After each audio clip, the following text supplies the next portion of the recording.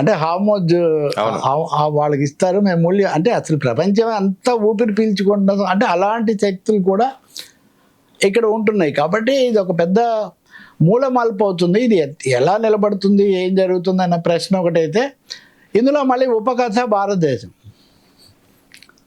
ఈ భారతదేశం యొక్క ఉపకథలో 2 భాగాలు. మళ్ళీ మోదీ హౌడీ మోడీ, నమస్తే ట్రంప్.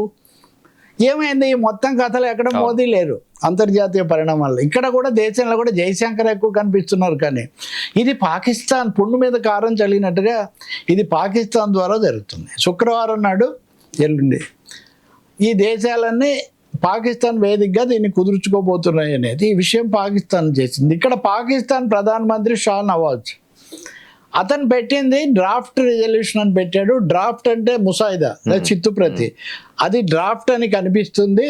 కాబట్టి ఇంకో దేశం వాడు పంపించిన చిత్తుప్రతి పాకిస్తాన్ ప్రధాని పెట్టాడు. అతని నిజస్వరూపం బహిర్గతం. సార్, పాకిస్తాన్లో ఉన్నది కీలుబొమ్మ ప్రభుత్వం అని ప్రపంచం అంతటికీ తెలుసు.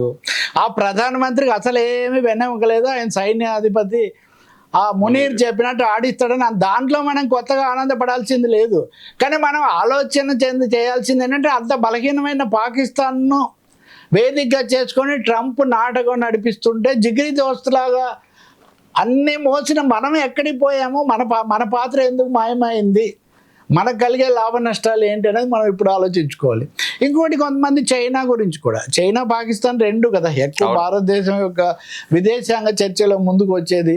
ఎందుకు మన రైట్ఫుల్ ప్లేస్ అసెప్ట్ చేసుకోలేకపోయాము? బ్రిక్స్లో మనం ఉన్నాం. బ్రిక్స్ అంటేనే చైనా, రష్యా, ఇండియా కదా ముఖ్యమైన దేశాలు కదా. బ్రెజిల్ కూడా, బ్రెజిల్ లూలా ఇప్పుడు కూడా ఉన్నాడు. బ్రెజిల్ అందరూ వాళ్ళ స్థానాన్ని కాపాడుకున్నారు. కాపాడుకోలేకపోయిన ఒక దేశం ఇండియా. కాబట్టి ఇప్పుడు ట్రంప్ ఎంతవరకు కట్టుబడి ఉంటాడు అనేది ఒక ప్రశ్న. రెండోది ఇరాన్ తనుగా అయితే ఏం చేయదు, కానీ వాళ్ళ హక్కు అయితే వాళ్ళు పోరాడి తెచ్చుకున్నది వాళ్ళు వదులుకోరు. ఇరాన్కి అయితే పన్ను కట్టాలి.